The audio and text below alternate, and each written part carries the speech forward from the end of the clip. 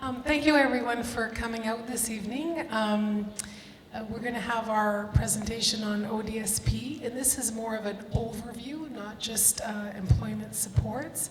And I want to thank Joy for presenting tonight and taking the time to share her expertise and her knowledge with you. And once she's finished, we'll open the floor to questions and answers. And if you can kindly fill out your surveys before you leave, that would be great. It gives us some information for next year. So thank you. Thank you, Mary. Thank you for the invitation, for inviting us here today to participate in this very important fair. My name, as Mary said, is Joy Barnwell. Am I good? Thank you. Do you want me to repeat that? Hi, thank you so much for inviting us to this beautiful event. My name is Joy Barnwell and my colleague is Odette. We both work as caseworkers for the Ontario Disability Support Program office. And our office is located at 47 Shepherd Avenue East in Toronto. We're part of what we call the Ontario region, which comprises of 7 offices. And the 7 offices came about just recently due to a realignment. Because the aspect is that the ODSP case, the case roll or the roll is growing quite rapidly over the past years, and it was very evident that we needed 7 offices instead of 5 offices. So that resulted in a lot of clients being redirected to different offices based on their postal code. And to highlight is that our offices operate on postal code boundaries. So I've been asked to provide a presentation and an overview of our programs and services. So I will be outlining some of the salient points around our programs and services that we have available, and then we will have an question and answer period. So social assistance programs, there are 2 programs. There's the Ontario Works program that is operated through the City of Toronto, so it's a municipal-based program. And it provides financial and employment assistance to people to move towards paid employment and independence. So that's Ontario Works. Quite different to the Ontario Disability Support Program that is provincially operated. And our program deals specifically with for persons with disabilities, although there are some variations to that, and I will be providing those variations to you in a few minutes.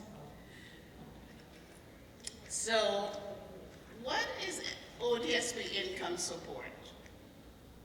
So ODSP income support provides financial assistance to eligible people through what we call basic needs and shelter costs, which is called shelter allowance. And this is based in terms of the family setup, the size, and other factors such as geography. So depending on the size of the family, and how many members are in the family, the benefits that one gets it varies depending on the size. And again, in a little while, I'll be showing you a brief overview of the income that someone who is single will receive on ODSP versus someone who is married with 1 child. Okay? So the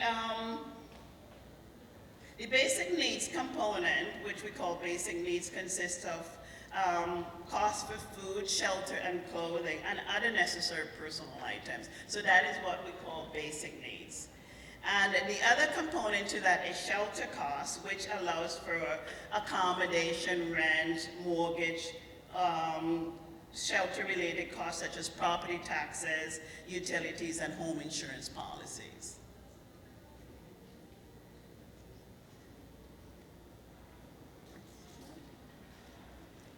So here we have a slide outlining, in addition to the basic needs and the shelter allowance, other benefits that a person who is entitled to ODSP can receive. So we've got dental care. Dental care today is offered to families with dependents that are 18 years old and under. Anyone who is under 18 is provided for dental care through the Healthy Smiles program. We offer, and you would be, those of you who are familiar with this program, you will receive a dental card on a monthly basis that entitles you to dental care through a vendor of your choice. There's medical, travel, and transportation. And what is medical, travel, and transportation? This is that would cover your costs for travel for medical purposes. And to be eligible for that program, there is a form that's called a mandatory medical necessities form, which has to be completed by you and your practitioner, that identifies the number of visits that you will have on a monthly basis. So if you are living in the GTA, we're based on TTC fare, which is $6.50 return fare. If you're out of the GTA, or if your appointments are outside of the GTA, then it will be based on, so say for example, you're traveling to York region, it would be based on the cost of transportation on a return basis to that area. So once you receive the form, an eligibility decision is made, and then you issue the benefits on a monthly basis. There is also vision care. Again, family members who are on the benefit unit are eligible, with the exception of dependent adults. Anyone who's 18 years old and over is not eligible for vision care. Ontario Works will be able to provide benefits for vision care for anyone 18 and over. Diabetic supplies, any form of diabetic supplies that your doctor and yourself agrees on, that is also another benefit. Repairs and batteries for mobility, anyone with a device, a mobility device that requires repair, we will pay for the repairs. If it's a new mobility device, we will also pay for the batteries. Prescription drugs as well, and as you know, we no longer issue drug cards, except on exceptional circumstances we may have to. Your health card is really what you present to your vendor in order to fulfill a prescription drug request. Employment and training benefits. So those of you who attended the session earlier, which we did on employment, it talked a bit about employment startup, and it's a benefit that is available to any member once a year who is in the employment seeking stage. Or you may have been in a job and you've had a promotion, or there is a need for additional funds while you are working. There is an opportunity for you to receive up to $500 annually with an employment startup benefit.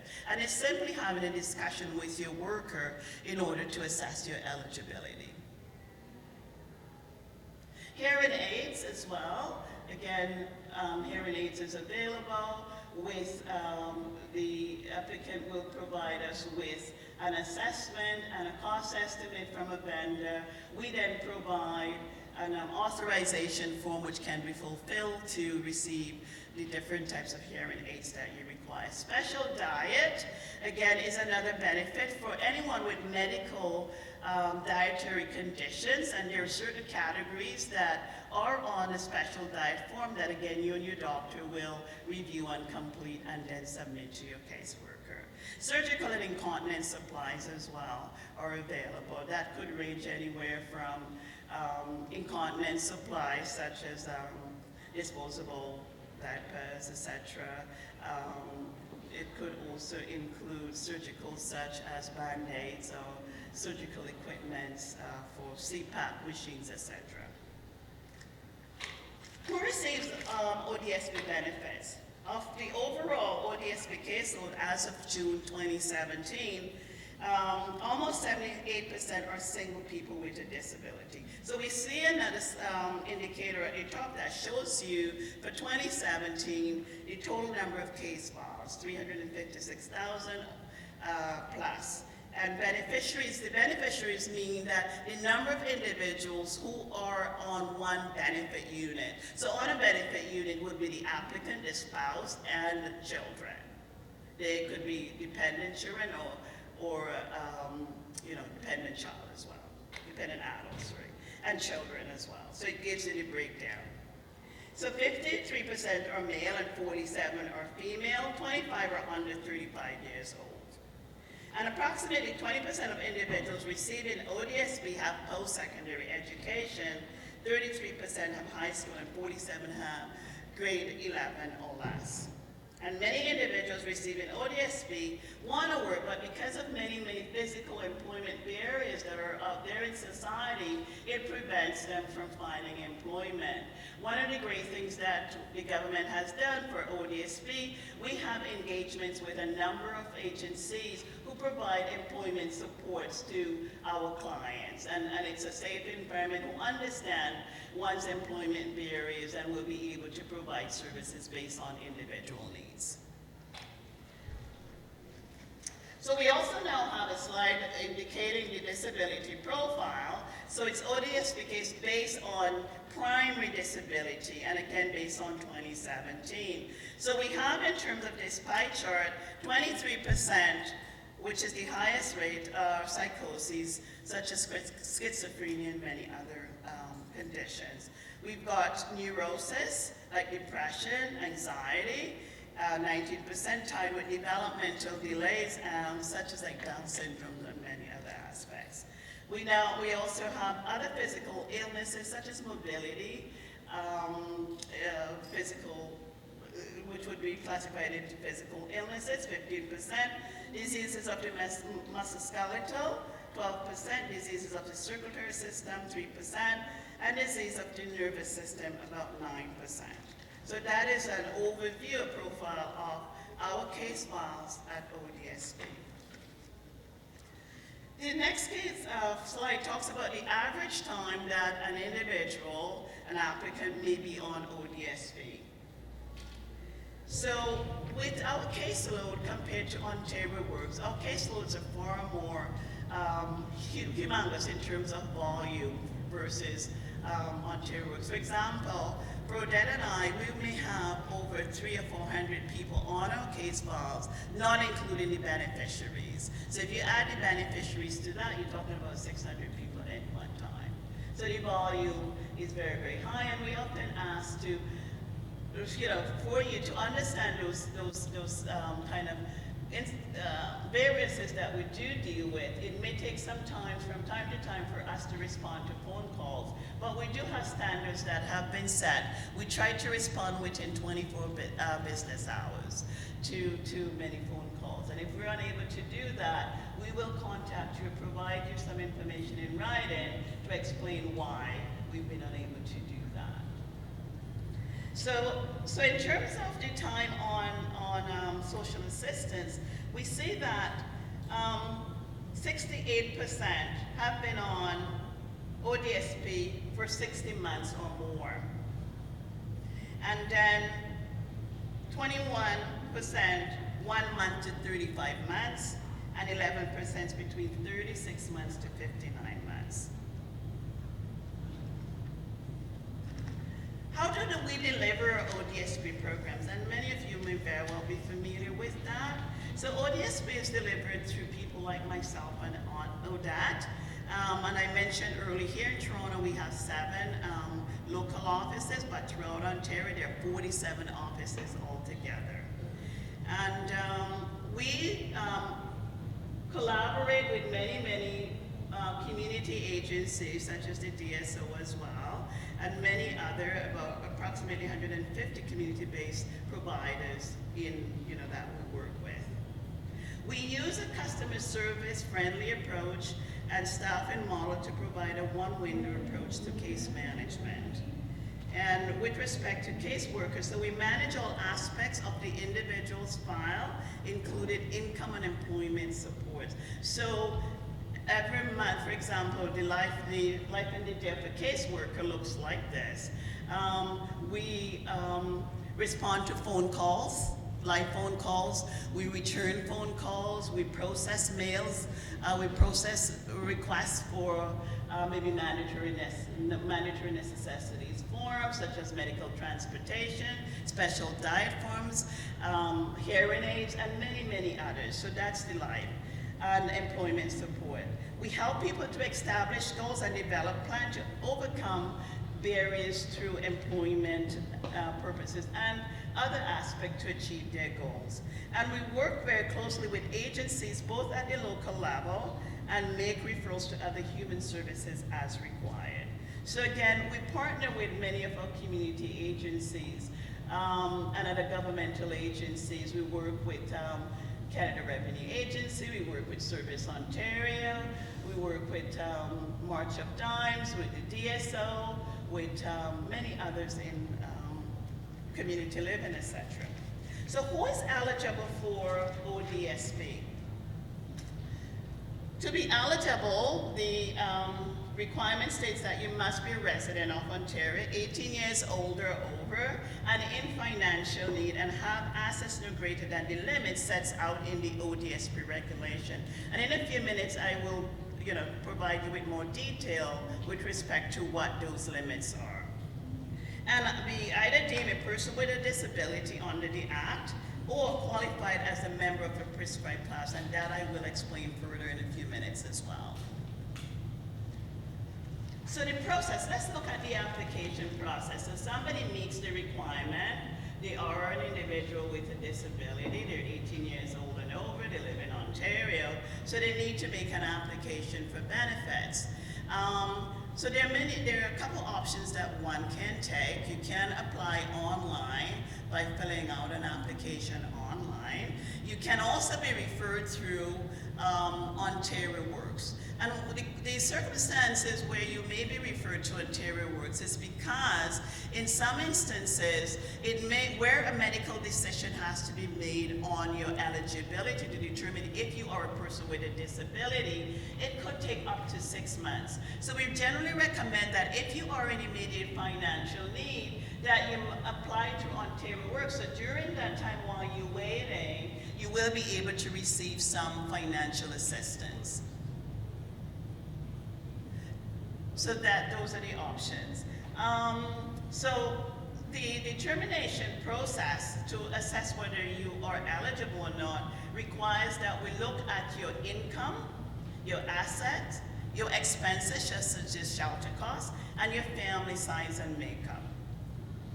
And the second step, if you meet these criteria, and I'll show you what the asset levels are in a few minutes, and the income, if you meet those qualifications, then we will provide you with a package, an application called the Determination of Disability.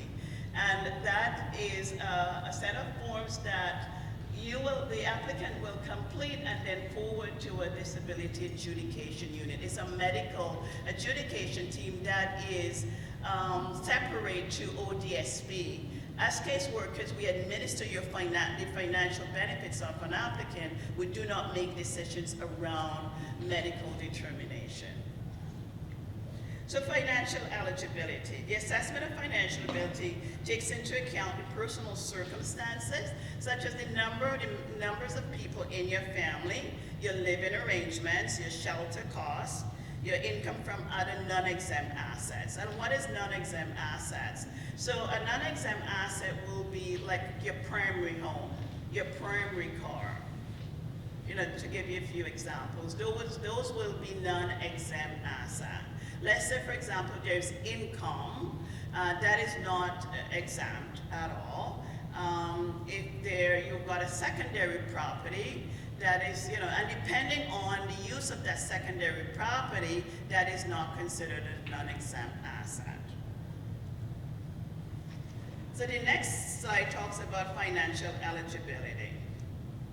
So for example, the first bullet point said income is deducted dollar for dollar from an individual's monthly income unless exempt by regulation.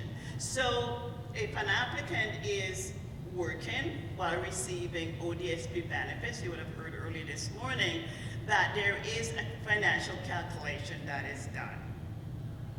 For income, earning income, there is a financial deduction. But for any other kind of income, it's dollar for dollar. So say, for example, one is receiving Canada Pension Disability. It's deducted dollar for dollar. Or EI, or WSIB, it's dollar for dollar. So for earnings, it's treated quite differently. The first $200 of the earnings is exempt. So let's say someone is earning $800 a month from employment, and their ODSP income is about $1,000 a month. So the first $200 of that $800 is exempt, so it leaves the individual with $600. That $600, half of that is considered chargeable income. So $300 will be deducted from your ODSP benefits, income benefits. Am I clear? Okay. The other piece is gifts and voluntary payments. That has been increased to $10,000 a year per each family member. So that's an exempt. Asset. So ODSP asset limit, we talked earlier about assets. So asset is any kind of economic, what that has an economic value that could yield income for anyone. So right now, the limits are $40,000 for a single person. That's assets. And $50,000 for a couple, with $500 for each dependent person. So that's reasonable these days. And again, there may be exception as well. With prior approval, the asset level may increase. And again, that's an individual type of decision depending on the person's circumstances. And depending if we can allow purchase of items necessary for the health of that family member. But again, anything like that is based on unique circumstances. In addition, a number of assets are exempt by regulation. For example, as I said earlier, principal residence, principal motor vehicle, but there could also be two vehicles in that family. If it's used precisely for disability-related costs or activities, then it is exempt as well. Again, these are decisions that are made on a unique individual basis. RDSP is also exempt. RESPs, again, it has to be reviewed and, again, made on an individual basis.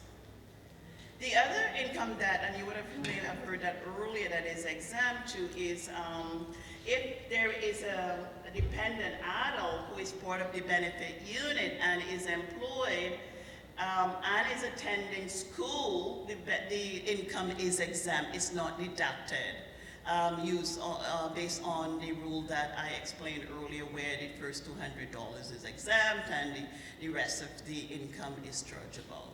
So that's if the individual is attending school full-time, then the earnings are exempt. So this is a chart providing you with some sample rates of where we are now with income for a single person. It's now $672 for shelter, basic needs, sorry. And basic needs are for clothing, for entertainment, as it indicates basic needs. And shelter allowance, the maximum is $497. So a maximum of $1,161 monthly. But there are other benefits as well that one would be entitled to, such as special diet, which I spoke about earlier, employment startup benefits, or medical transportation or incontinence supplies, or surgical supplies as well. So that will be part of an individual benefit package. So the other example is for a couple with one child, anywhere from 0 to 17 years old. So basic needs would be $969. Shelter allowance for all three would be $846, to a maximum income of $1,815. The other, this slide is talking about the disability determination. So once the financial assessment has been completed, we've looked at the income as well as the asset, and you've met the requirements. It's for a single person, $40,000 in asset. There is no income or very little income. That may not be, that would be less than $1,161 monthly. The individual is then deemed eligible at the financial level. The next step is to provide you with a package of information, medical information, which the individual completes and then forwards that to the medical adjudication unit. They then have the final decision to determine as to whether the individual meets the definition of a person with a disability. And a person with a disability is someone who has substantial physical or mental impairment that is continuous or recurrent and is expected to last for 1 year or more.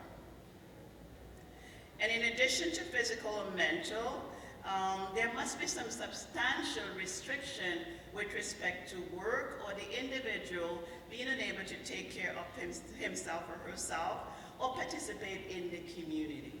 So those are the aspects that are looked at.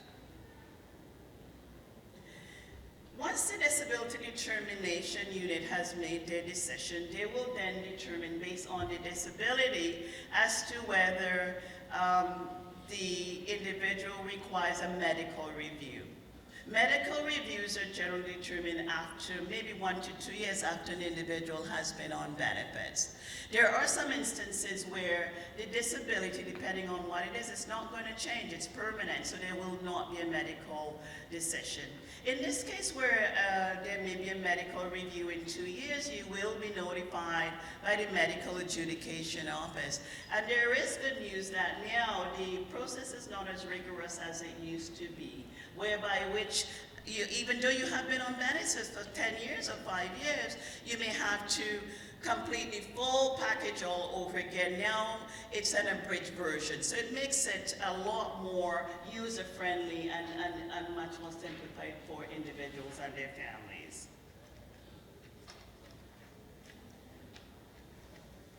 So I've touched on the disability determination process.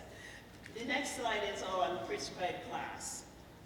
So prescribed class, again, I mentioned earlier that there is an application process where we look at the income and financial determination. If you are eligible, then you are referred to the medical adjudication office for a determination as to whether you meet the definition of a disability based on the Act. And then, once you've been deemed, your benefits will be processed by the Ontario Disability, by us, the office. The other class is called prescribed classes. Prescribed classes in themselves that are outlined here do not require a medical adjudication assessment, because that's already been done sometime down the road. For example, someone who is on receiving CPP disability, that determination has already been met. Someone who is 65 years or older, that there is no adjudication, because there's just somebody who is kind of in the middle waiting to be 60, waiting for their pension to become eligible for pension. It could be because of residency.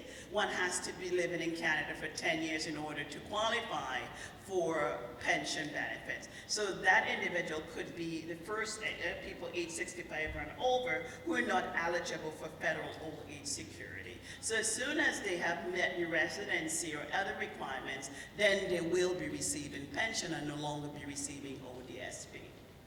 People receiving disability benefits under the Canada-Quebec Pension Plan, and we now have the DSO, the disability. Anyone who has developmental disability under this special act do not undergo a disability determination examination. They will be granted for ODSP right away. And again, it talks about people who are members of a certain classes under the Former Family Benefits Act since 1988, and former and current residents of certain provincial institution and provincially regulated homes. So these individuals will not be subject to a medical review, but they will be subjected to a financial review, analysis or assessment, where they will be assessed based on the income and the asset level. So this is talking more about the Disability Adjudication Unit, and I have pretty well outlined that earlier. But in detail, the package for the Disability Adjudication Office would consist of the Health Status Report, the Activities of Daily Living Index, the Self-Report Form, consent to release medical information, and an instruction sheet. So all that information has to be completed and then forwarded to the Disability Adjudication Office in 90 days.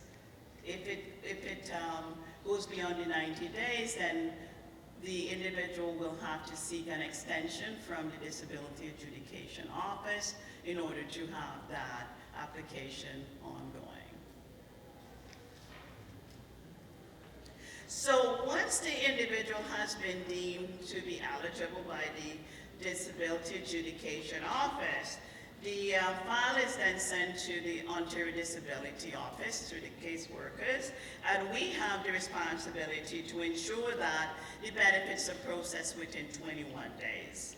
So we assess the financial eligibility again, even though you were earlier assessed, but time could have lapsed and your situation could have changed. So then we do a financial verification, and if the individual has been determined to be a member of a prescribed class, then again too, we will do a financial review and then grant the file.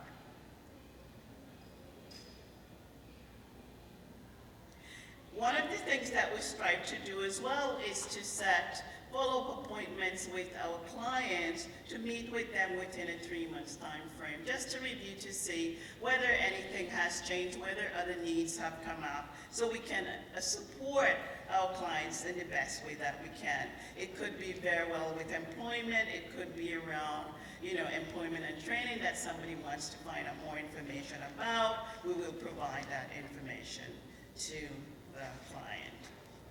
So that's about it for the information that I'd like to share with you today. We have the final slide in terms of if you require additional information, you can access that information through our website. So now I'll turn it over to questions. Yes? Hi. There is a limit for the family to give you a gift or something like that? Per year? Yeah, so each family member can receive $10,000 on a yearly basis. So let's say there are 5 members on the benefit unit. Each member can receive $10,000 and it's exempt. Or 10,000 each family member. Yeah. Okay, so it's me and my son, so we are eligible for 20. That's Correct. right?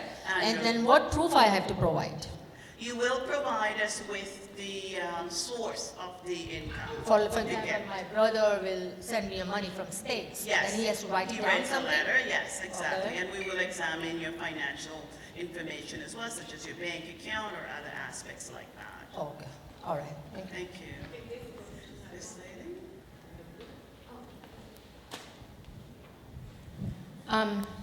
I have several questions, so I don't know if I should Absolutely, speak go ahead. one-on-one. So number one, the traveling. I have a relative who's on ODSP, and her travel expense, she told me her doctor was several hours away, and she took a taxi and paid $270 for taxi to go from one city to another. Is that kind of thing permitted? Who pays the taxi fees? ODSP. That's a good question. It depends on the unique needs of the individual. We do have that option available as well, where we do have arrangements with different taxi companies where we can approve an individual to use taxi services instead of public transportation. Well, I just wondered the funding. It's just because she didn't want to find a local doctor. Well, we don't So- know what the unique needs are, Yeah. but I can tell you that I have run across situations like that where the needs are very unique. They may not be in the local area where they live. It could be in a separate city, etc. But we have to meet the needs of the individual. Can I ask another question? Okay. Orthotics, are they covered under medical? Orthotics are covered not by ODSP, but at our sister company through Ontario Works. So what we will do, our clients who are in our program, we will make a referral to Ontario Works. They will then make an eligibility assessment. ODSP will ensure that the information that Ontario Work requires is there, such as an assessment as well as a cost estimate. This is not for a deformed foot. It's for my son is on ODSP. Yes. So they're just orthotics. It's not like he has a deformed foot, but we've been trying to find the answer. So what do we actually have to do? Call his First, to caseworker? see a foot doctor who will then do an assessment Yeah. of his feet to determine the type of device that is most suitable for his unique needs. He would also do a cost estimate that you would forward to your caseworker. We will then refer that to Ontario Works, who will Okay. then issue the benefits. So the orthotics should not be ordered until we have the funds received. Yeah, it has to be assessed to determine, what type of device does he require. Similar to someone who requires any other device, such as a wheelchair or scooter. An occupational therapist has to make an assessment. Okay. Size, fit, All as right. such. Does someone have another question? Because I have a few more. Go ahead. Okay. When it talks about that you help clients develop plans, what does that look like? I own real estate in the city, and I have people that are new to our country, and I'm amazed at the kind of support they receive through their caseworkers. I have a son born here on ODSP, and I've had to be his caseworker in many, many ways. So when it says that you help develop a plan, what does that mean, and what am I not doing? Like, how do I access that? Because I have not felt that, so. Okay, I'm sorry to hear that you've not received the level of services from our colleagues or from the office that you're dealing with that you require. And there's no excuse for that, so I'm very sorry. I'm just wondering, what can I expect? Because I see, I own several properties, and I have many people that come, and the services they receive are amazing. I'm like, wow, I wish, I'm born here. And I don't know, I'm baffled. Yeah, but again, it's also based on individual needs as well. And again, it depends, So what I would recommend, my colleague is going to jump in here as well. Actually, I was just going to ask you more if you can give an example, because I'm not sure exactly what services you're speaking about in terms of what they receive. Well, just like transition life coaching for my son. He's finished high school, possibly considering, we're connected with the employment support, but just coaching. I've had to do so much of the work myself, coordinating with therapists and social workers, and it's just, so I want to know, am I not asking the right questions? Is Okay. there more that I'm entitled to that I don't know? Okay, so that's why I was confused, because if you're talking about life coaching and stuff like that, I think what I find it would be dependent on the worker and probably your background that you might be able to offer a bit more information. Now, one of the things we also need to be clear about is where this assistance is coming from. Is it actually coming from an ODSP worker, or was there a referral made to another organization that is probably giving them that sort of support, as opposed to it coming from the ODSP worker? Because we are basically focusing on the income support aspects of it, right? So for some of us that would probably have been working in the community before, that might have resources, that might be an advantage that we might have over someone that doesn't have those resources available, right? So it also depends on what conversation the client is having with the worker, in terms of what you need. A lot of the time when people come into us, they don't really give us any external resources that they might need per se. They see us as the bank, if you want to put it that way. So they come to us for more money as opposed to anything else related. If we're having a conversation, that might come about somewhere in the conversation. We can say, oh, if you're looking for this, go to RENA.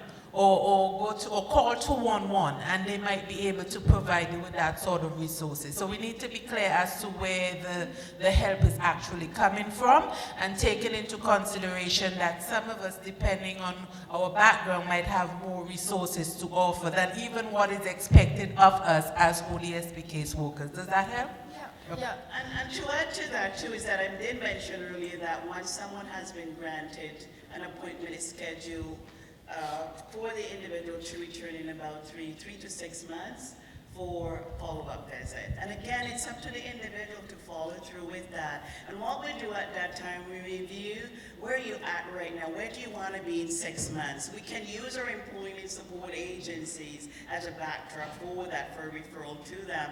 We can make recommendations to probably consider, upgrading at a high school, doing A, B, C, D, F, G, or link you up with a community agency. Because the issue that we're not social workers, we're caseworkers. Compared to what you were speaking about, like Ontario Works in particular, their case files are about 50 or 100 persons, so they're able to spend intensive time with their clients. We often refer many of our clients who wants to pursue training, employment training or career training, to Ontario Works. So to answer to your question. But again, I would definitely recommend you reconnect with your caseworker and have a real fulsome discussion with that worker. Thank you. You're welcome. Thank you. Earlier we were at a session and we talked about goals and other things like that. We have to prepare for our next session because it's time, but is it a short question? Okay. But just to keep that in mind because we have to get to the session. I was just wondering, because you've mentioned about follow-up visits with your caseworker, if a client's situation changes and they need to talk to their caseworker about new supports, do they have to wait for that, or can they then book an appointment or call? An appointment can be booked at any time. But we're just saying for those, because they're clients we do not see. Once they've been, they've been adjudicated, their files, they've been granted, we don't see them ever again.